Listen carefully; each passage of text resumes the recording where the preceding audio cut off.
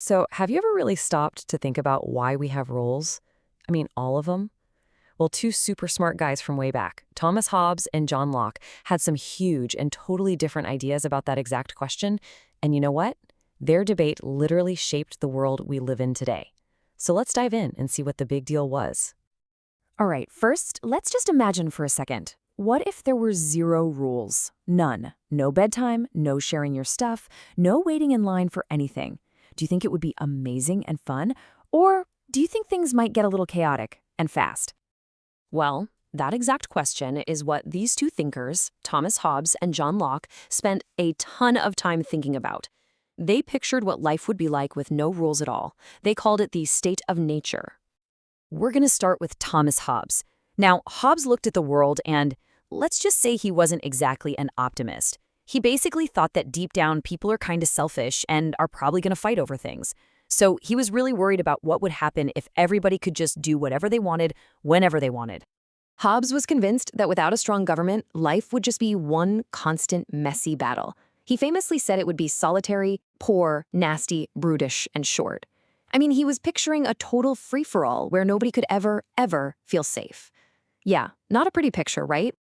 So for Hobbes, it all boiled down to one thing: safety. He argued that the number one most important job of any government or any leader was to provide protection and keep everything in order. You can think of it like a super powerful playground monitor whose only job is to make sure nobody gets hurt. That's it. Safety above all else. Okay, but then you have our other big thinker, John Locke, and he saw things, well, completely differently. He was way more hopeful about people. He believed that we aren't just naturally selfish. Instead, he argued that every single person, from the second they're born, has special rights that are all their own. And Locke called these natural rights. He boiled it down to three main ones that no one can take away from you. First, you've got life. That just means the right to be safe. Second, you've got liberty, which is the right to be free and make your own choices. And third, property, the right to own your own things. So you see the difference here? For Locke, the government's top job wasn't just to stop a big fight. Its whole purpose was to protect these natural rights for every single person. The government was created by the people, for the people, to guard their freedoms. Okay, so this is where their ideas really split. Both Hobbes and Locke talked about this idea called a social contract. You can just think of it as the big agreement between the people and their government. But man, their versions of what that agreement should look like were polar opposites. Okay, so for Hobbes, this agreement was a one-way street. Basically, people trade their freedom for safety.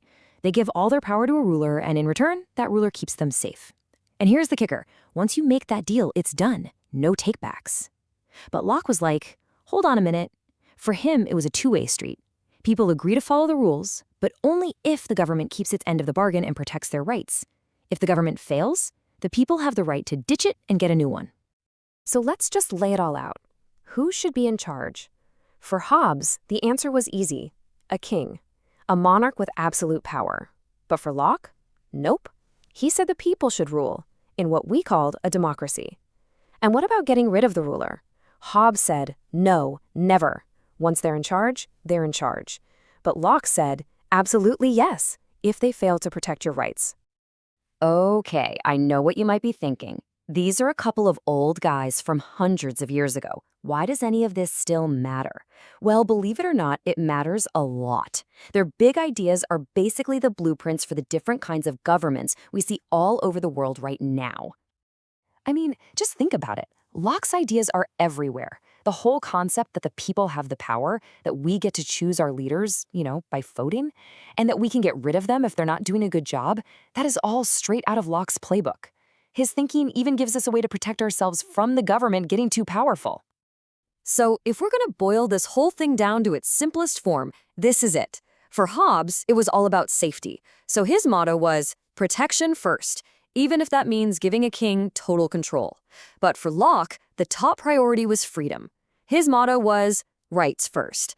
A government's entire reason for existing is to protect the rights we're all born with. Which brings us right back to the beginning. Let's go back to that playground. Whose playground would you actually want to play on? Would you pick Hobbes's playground, where there's one super strict monitor who makes every single rule to keep you safe, but you can never, ever question them? Or would you choose Locke's playground, where everybody agrees on the rules together, and you can vote for a new monitor if the old one isn't making sure everyone can play safely and freely? It's a huge question, and honestly, it's one the world is still trying to answer today.